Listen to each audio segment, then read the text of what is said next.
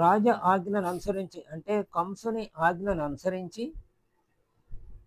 రథములో అక్రూరుడు బయలుదేరి కృష్ణుని దగ్గరికి వచ్చి మిమ్మల్ని కంసుడు తీసుకురమ్మన్నాడని చెప్పి బయలుదేరి సిద్ధం చేశాడు అని నిన్న చెప్పుకున్నాం. అలా వాళ్ళ దర్శనం అయినందుకు చాలా సంతోషించాడు అక్రూరుడు.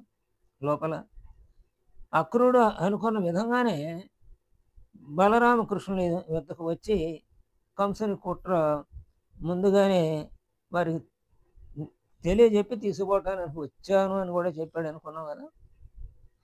ఇప్పుడు అయితే ఆయన్ని చక్కగా ఆదరించి వాడిని పోవటానికి సిద్ధమయ్యారు.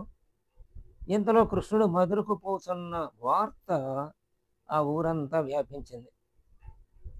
యాదవులందరూ కూడా తండోపతండాలుగా యశోద ఇంటికి వచ్చారు. అక్రూరుణ్ణి పలు విధాల నిందిస్తున్నారన్నమాట. కృష్ణుడు మమ్మల్ని వదిలి అసలు ఎక్కడికి పోలేడు అని కొండ బద్దలు కొట్టినట్లుగా మాట్లాడారు. తల్లి యశోద కన్నీరు మున్నీరుగా ఏడుస్తూ కృష్ణుని కౌగలించుకుంది.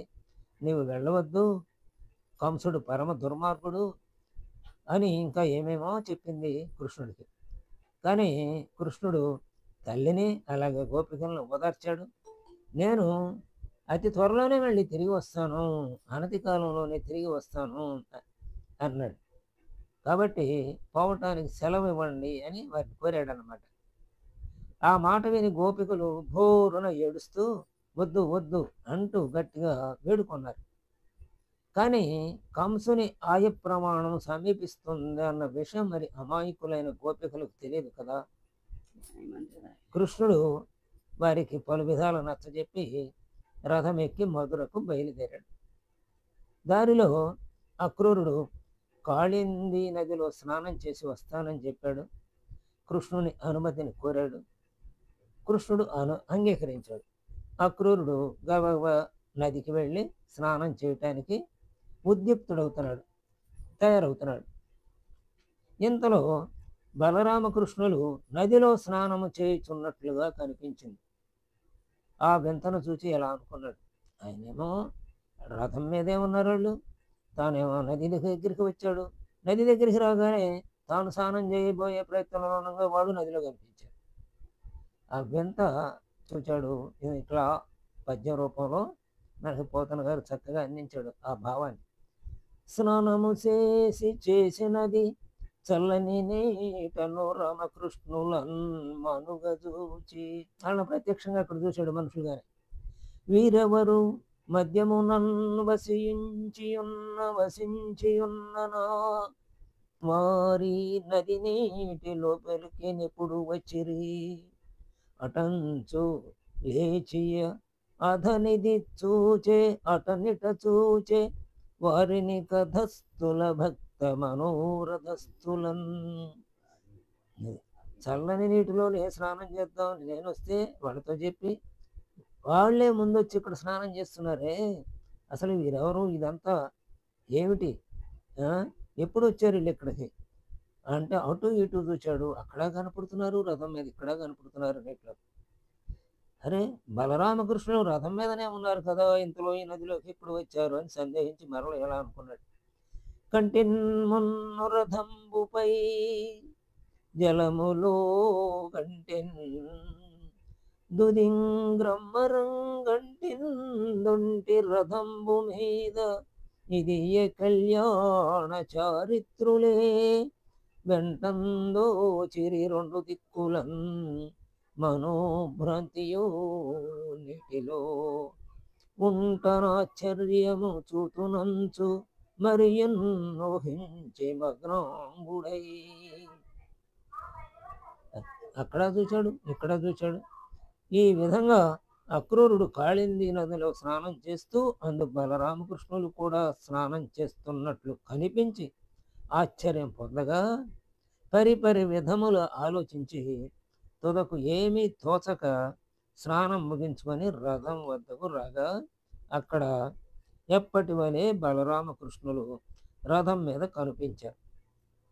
వాళ్ళని అక్కడ చూచి పులకితుడై సంభ్రమాశ్చర్యాలతో కనుకొలకల నుండి ఆనంద బాష్పాలు రాగా మౌనం వహించాయి. రథం ఎక్కాడు. కానీ భగవంతుడు ఇవన్నీ గమనిస్తూనే ఉంటాడుగా, సాక్షిభూతుడు కదా. కాబట్టి భక్తుని పరీక్షించడం సహజం భగవంతుడికి. అందుకని శ్రీకృష్ణుడు అక్కురుతో ఇట్లా అంటున్నాడు, స్నానం చేసి దానికి వెళ్ళి చాలాసేపు అయింది, అక్కడ ఏమైనా వింతలు చూచావా అని ఏమీ తెలియనట్లుగా ప్రశ్నించాడనమాట. అప్పుడు జలములు చెరువనున్నవి తలపోయగ నీవు పోయి తడవయ్యే, నదీ జలములు నభమున ధరణింగలుగని చోద్యములు నీకు గనంబడివే. సరే, వెళ్ళావు అక్కడికి, అందులో దిగావు, స్నానం చేస్తున్నావు, అందులో నీకేమైనా వింతలు కనపడ్డాయా అని అడిగాడు. అప్పుడు మక్రూరుడు ఏమంటున్నాడంటే, నీలోన లేని చోద్యమో ఏ లోకములందు చెప్పరు ఈశ్వరా, నీటన్నేలన్నింగిని నున్నవే నీలో జ్యోద్యంబులెల్ల నెగడి మహాత్మా. నీటిలోను బయట అన్ని చోట్ల నీవే కనపడ్డావు మహాత్మా అంటున్నాడు అన్నమాట. నీవు లేని ఇంకా అంతకన్నా చోద్యం ఏముంది అన్నాడు. శ్రీకృష్ణుని దర్శనం చేసుకున్నటకు ముందు అక్రూరుడు అతనిని పుణ్యపురుషుడుగా భావించాడు. ఈ కాళింది నదిలో కృష్ణుని దివ్య తేజస్సు దర్శించిన తర్వాత ఇప్పుడు అనుకున్నాడు, ఈ సాక్షాత్తు భగవత్ స్వరూపుడే అని అప్పుడు తలచాడు. అంతకుముందు ఓ పెద్ద గొప్పవాడు అనుకున్నాడు. ఇప్పుడు ఇదంతా చూసిన తర్వాత అక్కడ ఇక్కడ 2 చోట్ల చూసిన తర్వాత సాక్షాత్తు ఆ రూపాలను చూసి దర్శించి తన మాంసనేత్రాలతో దర్శించాడు కదా.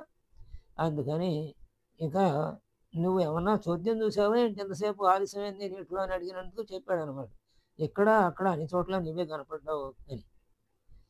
ఇలా నీలోని చోద్యాలన్నీ నేడు కనుకొని పావనుడనయ్యాను. నీలోని చోద్యాలన్నిటినీ నేను ఇప్పుడు కనుగొని, అంటే నాకు తెలుసుకొని నేను పావనుడనయ్యాను, నా జన్మ తరించింది అని తనలో తాను తలంచి తన్మయుడయ్యాడు. ఆ తరువాత అక్రూరుడు బలరామును కృష్ణుని తీసుకున్నాడు, మధురకు చేరాడు. వారు రథం దిగి ముందుగా తాము వచ్చిన సంగతిని కంసుడికి తెలియజేయమన్నారు. అక్రూరునితో చెప్పేట్లా తమ కొరకు ఏర్పాటు చేసిన విడిదికి వెళుతూ ఉన్నారు. దారిలో వాళ్ళకి రజకుడు కనిపించాడు. అతడు చాలా తలబిరుసుగా సమాధానం ఇచ్చాడు. అతనిని ఒక గుద్దితే ఆవు నుంచి చనిపోయాడు. మరి కొంత దూరం పోయారు. అక్కడ వారికి కుబ్జ కనిపించింది. గోని స్త్రీయే కనిపించింది అనమాట. ఆమె కృష్ణుని చూచి వినయ విధేయతలతో నమస్కరించింది. తాను తెచ్చిన లేపనాన్ని శ్రీకృష్ణుడికి పులిమింది. అతడు సంతోషించాడు. ఆమె మోగాళ్ళ మీద తన అడుగులుంచి త్రొక్కిపట్టి తన చేతి 2 వ్రేళ్లను ఆమె గడ్డం కింద పెట్టి పైకెత్తాడు. ఆమెలో ఉన్నటువంటి వంపులన్నీ మాయమైనవి. చక్కని సౌందర్యవతిగా మారింది. తరువాత కృష్ణుడు ధనుశాల ఎద్దుకు వెళ్ళాడు. ధనుస్సును ఎడం చేత్తో పట్టుకున్నాడు, పైకెత్తాడు. అందరూ చూస్తూ ఉండగానే దాన్ని సునాయాసంగా త్రుంచేశాడు. ఎలాగంటే త్రేతాయుగంలో రాముడు శివధనుస్సును త్రుంచినట్లన్నమాట. ద్వాపర యుగంలో శ్రీకృష్ణుడు ఎవరికి సాధ్యం కాని ధనస్సును సునాయాసంగా త్రుంచేశాడు. రాజఠీవిగా పురవీధిలో నడుచుకుంటూ పోతూ ఉన్నాడు. కువలయాపీడం అనే మదగజం కనిపించింది. మావటివాడు కంసుని ఆజ్ఞ మేరకు ఆ మదగజంతో రామకృష్ణను త్రొక్కించి చంపాలనుకున్నాడు. కానీ శ్రీకృష్ణుడు కోదమ సింగము వలె లంఘించాడు. దాని మీదకి దూకి దానితో హోరాహోరీ పోరాడి తుదకు ఆ మదపుటేనుగుని వధించాడు. కువలయాపీడం అనే మదగజాన్ని చంపిన తరువాత కంసుడు చాణూర ముష్టీకురు అనే మల్లయోధులను పులికెలిపాడు. ఈ కువలయాపీడం అంటే మనం మదము అని చెప్పుకోవచ్చు. మనలోని మదం ఏం చేస్తుంది, మనని చేయరాని పనులు మనతోటి చేయిస్తుంది. మనంతటి వాడు లేనని, అంటే ధనమదము, లేకపోతే కులమదము, లేకపోతే రూపమదము, లేకపోతే విద్యామదం, ఇలా అష్టమదాలు, ఈ రకరకాల మదాలు ఇవన్నీ కూడా, ప్రాంత మదం, లేకపోతే భాషా మదం, ఇలా అన్ని మదాలు ఇవన్నీ కూడా అంటే రూపం బాగుందనుకోండి, అబ్బా! నా అంతట అంతగాడు లేడనికి గర్వం. అలాగే విద్య బాగా వచ్చిందనుకోండి, విద్యామదం. అబ్బో! నా అంతట విద్య విద్యావంతుడు లేడని. ఇలాగే ప్రాంతం, అబ్బో! నా ప్రాంతం చాలా గొప్పది. నేను మంచి ప్రాంతంలో పుట్టాను. హ్మ్. ఈ ప్రాంతం సుభిక్షంగా ఉంది. ఈ ప్రాంతంలో పుట్టడం గొప్ప అని ఇతర ప్రాంతాలకు వెళ్ళి గొప్ప చెప్పుకోవటం అనమాట. అలా ఈ మతాలు, ఈ అష్టమతాలన్నీ కూడా మనిషిని పతనం చేస్తాయి. అదే కువలయాపన అంట. దానిని మనం వదిలించాలి. దాన్ని సంహరించుకోవాలంటే మనలో ఉన్న మతాన్ని తొలగించుకోవాలి. అలాగే చాణూర మస్తూకులు అంటే నేను, నాది అనే భావం చెప్పుకోవచ్చు. వీళ్ళిద్దరూ కూడా నేననే భావన ఒక పెద్ద వస్తాదు లాంటిది. దాన్ని వంగదీయటం అంత తేలిక కాదు. అలాగే నాది అనే భావన కూడా పెద్ద బలం గలదే. ఈ రెండిటిని మనసులో నుంచి పారద్రోలటం చాలా కష్టం. వాటిని ఎంతో జ్ఞానం ఉంటే గాని ఆ రెండిటిని తొలగించుకోలేం. అలా కంసుడు అంటే మనలోని రాక్షస ప్రవృత్తి ఈ రెండిటిని కూడా ప్రేరేపిస్తుందనమాట. నేను, నాది అనే భావన. అంటే కంసుడు అంటే ఇక్కడ రాక్షసుడు, మనలోని రాక్షస మనసులో మేలుకున్న రాక్షసత్వం అన్నమాట. కంసుడు చాణూర ముష్టికుల్ని పంపించాడు. వాళ్ళు అంటే మల్లయోధులు వాళ్ళు. వాళ్ళు రామకృష్ణుల మీద ఇద్దరికి మీదకి వచ్చారు. వాళ్ళు ఇద్దరిని చక్కగా సంహరించేశారు. కేవలం తేలిగ్గా సంహరించేశారు. ఈ విధంగా కృష్ణుడు రజకుణ్ణి, మదగజాన్ని, అలాగే మల్లయోధులను చంపిన వార్త విన్నాడు కంసుడు. గుండెల్లో రైళ్లు పరిగెత్తినాయి ఆయనకి. పిరికితనం ఆవరించింది. కంసుడు బేజారెత్తాడు, శక్తిహీనుడయ్యాడు. అట్టి సమయంలో శ్రీకృష్ణుడు కొదమసింహం వలె లంఘించాడు. అతనిపై దుమికాడు, ఒక్క తోపు దోశాడు. అందుకే చెడ్డ ఆలోచనలు చేసే మనస్సుని అదుపులో పెట్టాలంటే సింహంలాగా తయారవ్వాలి బుద్ధి. సింహంలాగా తయారై ఆ మనస్సుని అదుపులో పెట్టాలి. అందుకనే ఇప్పుడు అది మేకలాగా ఉండకూడదు బుద్ధి. బుద్ధి ఎప్పుడు కూడా సింహంలాగా ఉండాలి మనస్సును అదుపు చేయాలంటే. లేకపోతే ఇలాగే చెడ్డ ఆలోచనలు పెరిగిపోతాయి. ఆ నేను, నాది అనే భావనలు ఆ చాణూర ముష్టికులు బాగా విజృంభిస్తారన్నమాట. కాబట్టి ఇప్పుడు వీళ్ళందరినీ అందులో అంటే మనకిలో ఉన్నటువంటి రాక్షస ప్రవృత్తులను మేలుకొల్పేటువంటి భావం ఏదుందో అదే కంసుడు. వాడు చనిపోవాలి ఇప్పుడు. వాడికి భయం వేసింది. అరే నేను నేను నాది అనే భావాలను కూడా వాడు ఎదుర్కొన్నాడు. అవి పనికి రాకపోయినాయి. మతము పనికి రాకపోయింది. నేను పంపిన మతం కూడా ఇక నన్నేం చేస్తాడు అనే భయం ఆ భావానికి వచ్చిందన్నమాట. సింహం కొదమ సింహం వలె లంఘించాడు, అతని పైకి తెమిచాడు, ఒక్క త్రోపు దోశాడు. అంటే దాన్ని కూడా బుద్ధి. అందుకనే బుద్ధి లేదు, ఏదైనా చెడ్డ పని చేశాడంటే బుద్ధి లేదారా నీకు అంటాం. వాడు బాగా మంచి పనులు చేశాడు, బుద్ధిమంతుడు అంటాం. కాబట్టి బుద్ధి మనస్సుని స్వాధీనం చేసుకోవాలి. మనస్సు బుద్ధిని స్వాధీనం చేసుకోకూడదు. బుద్ధి మనస్సుని స్వాధీనం చేసుకోవాలి. అలాగే ఒక్క త్రోపు ద్రోశాడు దాన్ని, మా కంసుడిని. నిర్వీర్యుడయ్యాడు కంసుడు, నేల కొరిగాడు. అంటే మనలోని దుష్టభావనలన్నీ నశించిపోవాలన్నమాట. ఎలాంటి ఆయుధము లేకుండానే పిడికిలి బిగించి కంసుడిని క్రొత్తగా గుండె ఆగి క్షణములో అతను చనిపోయాడు. అవి ఏదో పక్కకు దాక్కోవటం కాదు, అవి పూర్తిగా నశించిపోవాలన్నమాట అలాంటి భావనలు. కువలయాపేడమను మదగజాన్ని చంపిన బాలకృష్ణునకు కంసుడు ఎంతటి వాడు? అది అసలు వచ్చిన మతాలన్నీ పోకపోతే కంసుడు మాత్రం ఎంతవాడు? కంసుని చంపే నాటికి బాలకృష్ణునకు కేవలం 14 సంవత్సరముల ప్రాయము. అంతే, చిన్నవాడే, మైనర్ తెరల. అతడు సాక్షాత్తు భగత్ స్వరూపుడైనందున ఎందరో రాక్షసులను, మదపుటేనుగును, మల్లయోధులను చంపి మేనమామ అయిన కంసుని సులభంగా హతమార్చాడు. అంటే మనలో ఎన్నో భావాలు ఉంటూ ఉంటాయి. రాక్షస భావాలు ఎప్పుడూ పైకి వస్తూ ఉంటాయి. అక్కడ ప్రకృతిలో అనేకం కనబడుతూ ఉంటాయి. అవే ప్రేరేపిస్తుంటాయి. ఆ ప్రకృతి మాయలో పడి లోనయ్యామాదానికి వాటన్నిటి అవన్నీనే పోతున్న దగ్గర నుంచి ఇక్కడ మాయా వ్యోమాసురుడి వరకు వీళ్ళందరూ కూడా అలాంటి మాయలేనమాట. ఆ మాయలకు లోనయ్యే ఉంటాయి. మనం స్వాధీనం చేసుకుంటా అంటే అప్పుడు మనం చచ్చిపోయినట్టు. మన వాటికి లోనైతే, వాటికి లోను కాకపోతే మనం కంసుడిని అంటే మనలో ఉన్న ఆ దుష్భావాన్ని పూర్తిగా తొలగించినట్టు. అప్పటి వరకు యుద్ధం జరుగుతూనే ఉంటుంది మనసులో మనకి. బాలకృష్ణుడికి అప్పుడు కేవలం అంటే 14 ఏండ్లకే తను మనస్సుని జయించిన వాడే. అంటే పరమాత్మ కదా! హ్మ్. చివరికి దానికి మూలస్థానమైనటువంటి కంసుని భావాలన్నిటికీ మూలస్థానమైన మనస్సులో ఉన్నటువంటి దాన్ని సంహరించాడు. కంసుని సులభంగా హతమార్చాడు. పూలదండలు అమ్ముకొని బ్రతుకుతున్న సుధాముడు శ్రీకృష్ణుని చూచి వినయ విధేయతలతో భక్తి ప్రపత్తులతో శ్రీకృష్ణునికి నమస్కారం చేయగా నీకేం కావాలో కోరుకోమన్నాడు. అతడు తన ఆనంద బాష్పాలతో శ్రీకృష్ణునికి పాదార్చన చేసి ఇట్లా అన్నాడు. ఎలా చేశాడో చూడండి. పుష్పాలు ఏం తీసి ఆనంద బాష్పాలు, కనుకొలకల నుంచి వచ్చేటువంటి కన్నీరు ఆనంద బాష్పాలు, కంటి మూల భాగంలో నుంచి వచ్చేటువంటి అంటే ముక్కు దగ్గర ఉన్నటువంటి భాగం కంటిది, అక్కడి నుంచి వచ్చేవి రోదనతో కూడినటువంటి బాష్పం. అలా ఈ ఆనంద బాష్పాలతో ఈ సుధాముడు ఆయన పాదార్చన చేశాడు.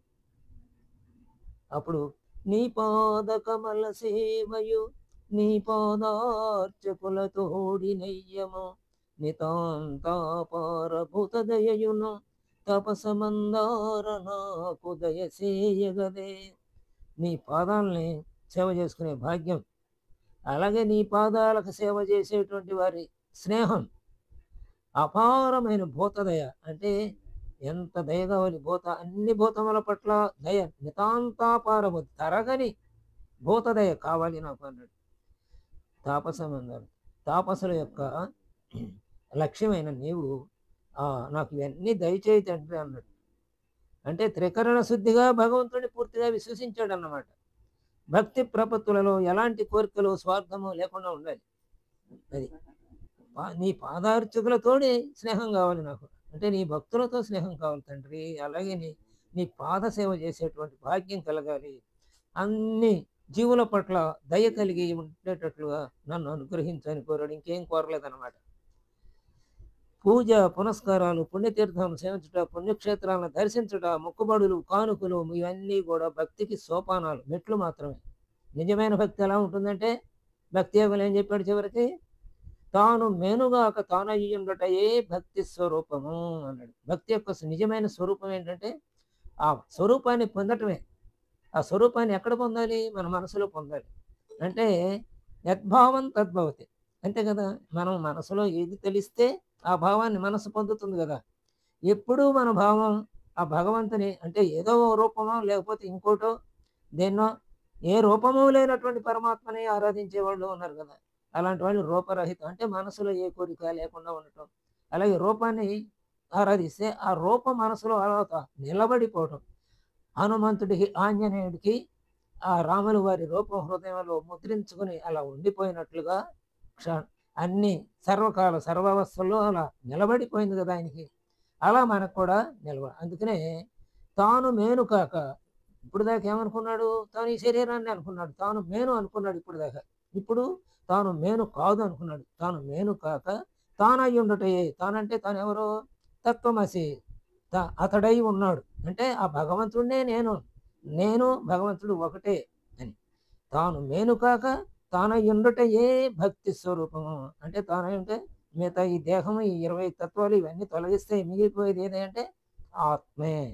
ఆ ఆత్మస్వరూపుణ్ణి నేనే భావన మనసులో నిలిచిపోవటమే భక్తి స్వరూపం అండి. అదే భక్తి, నిజమైన భక్తి అంటే అది. కాబట్టి తాను మేనుకాక తానయ్యుండుటయే భక్తి స్వరూపం అని భగవద్గీతలో 12వ అధ్యాయం 12వ అధ్యాయంలో సారాంశం, భక్తి యొక్క సారాంశం అది. అలాంటి భక్తి, అలాంటి భక్తుడు అనమాట. అది నిజమైన భక్తుడు. అలా మనసులో ఆ భగవంతుని రూపం తప్పితే రెండోది ఏది ఉంచుకోడు. అది ఎలా ఉంటుందంటే ఏదో కాసేపు కాదు, సర్వకాల సర్వావస్థలో అలాగే ఉండిపోతుంది. అలా పెళ్ళికి రావాలి మనలో నుంచి ఆ భక్తి. భగవంతుని మనసారా ప్రేమించాలి. అతని నామాన్ని అనుక్షణం జపిస్తూ ఉండాలి. అప్పుడే భగవంతుని ప్రేమకు పాత్రులమవుతాము. మిగతా భాగం రేపు తెలుసుకుందాం. స్వస్తి.